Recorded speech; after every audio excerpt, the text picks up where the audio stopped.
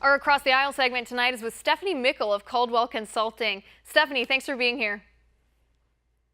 Hi, Liz. Thanks for having me. Stephanie, I talked about the same topic with Kevin O'Brien yesterday. We still have 43 days left until President-elect Trump is sworn into office. Already he's saving jobs, or so he claims. His deal with manufacturer Carrier, that saved 1,000 jobs. The tax breaks from the state of Indiana that they're giving Carrier convinced them to keep their factory here in the United States instead of taking it down to Mexico.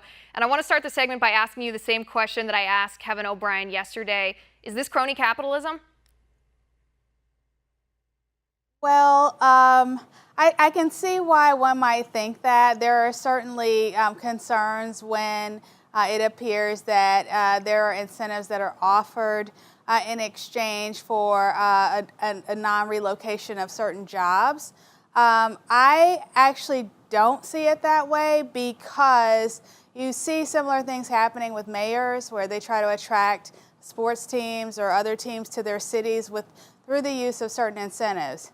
That said, I don't think this is as great of a deal as it's being touted to be, but I wouldn't characterize it as crony capitalism. Okay, elaborate on that for me. Do you see this deal overall as being a good thing, saving these jobs? Do you see it as a bad thing? I mean, we talked about on the program yesterday the possibility that the amount of money that this company is going to have to invest in this factory might lead to automations, which might ultimately lead to these jobs being lost anyway. I think that there's a lot that remains to be seen with the deal. We don't have the, I think that the CEO put it best, that globalization isn't going away. It is possible that through the use of automation that these jobs will eventually go away, or there may be some further restructuring that takes place throughout 2017. And so, I think I am cautiously optimistic about anytime you have a saving of jobs, that's encouraging for Americans. However, I wouldn't go so far as to say that it's a win, it's a success. All right, Stephanie, let me ask you from this perspective then. And I think it's no secret to our viewers that you did not vote for Donald Trump here, and that's why you're the perfect person to ask this question. 60% of Americans, it's true, 60% of Americans view Trump more favorably after he saved these jobs, after he helped negotiate this Carrier deal. And I think his intention was certainly to save the jobs. I think it also was to set himself up politically. There's no doubt about that. He's very strategic. As a Democrat who did not vote for Donald Trump, does this change your perception of him at all?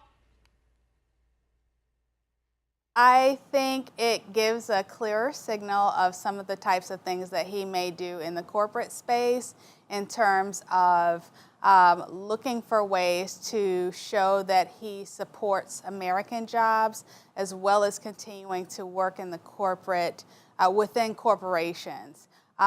So I think it's an interesting signal because I think what he tried to do in negotiating this deal, one could say, is that he tried to sort of thread the needle between showing workers that he was supportive and also maintaining his relationships in corporate America.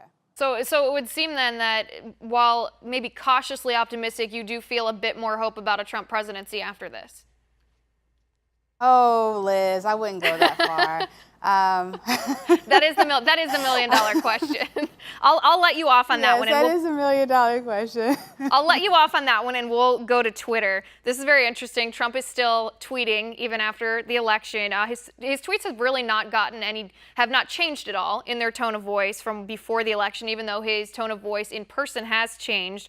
Stephanie, 56% of Americans think that Trump tweets too much. Do you agree? I do. I think once he won the election, he kind of needed to disable his Twitter account, or at least seriously scale it back, because the voice of the president, the voice of the president-elect, the voice of leaders carries a tremendous amount of weight. And even something as simple as responding to Saturday Night Live is magnified tenfold when you have that type of authority. Although an interesting thing, we were talking about this, my producers and I were talking about this earlier, about the Saturday Night Live criticism, and it's very interesting that no one's taking issue with his statement. No one's denying that Saturday Night Live is not funny anymore. They're just talking about the fact that, or they're just asking the question whether or not it's appropriate for the president to be tweeting that. But Stephanie, is it the medium that there's an issue with, or is it the message? Because President Obama has a Twitter account too, and historically presidents in modern history, in the era of technology, have all had a direct medium to talk to the people. They haven't just used the mainstream media outlets. So is it Twitter itself, or is it the message? So I think it's more likely the message. Donald Trump ran on being an outsider, not being politically correct, being his own man, so to speak.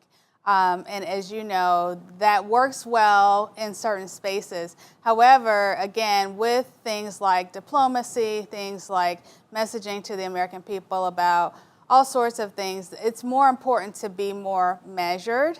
And I think, again, I'm pretty sure President Obama doesn't manage his own Twitter account. We know when he does because he puts his initials on it, but for the most part, he doesn't use it that way. And so I'm hopeful that, as time goes on, he will relinquish his Twitter account to maybe perhaps a staffer or scale it back some more. Right, at least do the 5 minutes. Do the 5 minutes that they let you do on email where it sits in your outbox before it's actually sent. Stephanie, how much at fault are the mainstream outlets here? And I'm not just talking about television networks. I'm talking about journalists and media pundits who don't call out bias. They don't look at, examples like Saturday Night Live, for example, what we were just talking about, and say, hey, that could be funny, but it also has a political agenda. Are they at fault at all for Trump bypassing them or making these calls and these criticisms himself because they don't do it? Well, Liz, I'm glad you brought that up, because something that I've been thinking about recently is how far our journalistic standards have moved. And I think that when journalistic standards are not real clear or have expanded in such a way that ours have, it really sort of lends itself to people like the president-elect saying they're not doing their job, or people raising concerns such as you have raised about media bias. And so I really would hope that the media will start to rein in some of the efforts that have been made to kind of broaden reporting, broaden journalistic integrity, broaden under the rubric of freedom of the press, to really kind of focus on making sure that facts are reported, that the truth is reported, and that there isn't as much politicization or sensationalism. No, I agree with you almost 100% here, because I have no problem with opinion reporting. I mean, I'm an opinion show. I am very open about my opinion, my political views here.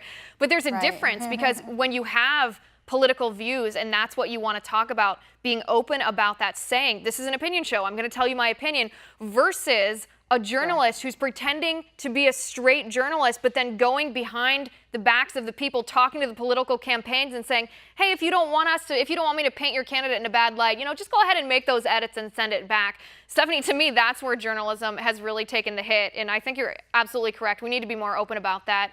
They're telling me in my ear that I got to go, but thanks so much for being here. All right, guys, our next tipping point with Siraj Hashmi, fake news and how to stop it. Stick with us. That's straight ahead.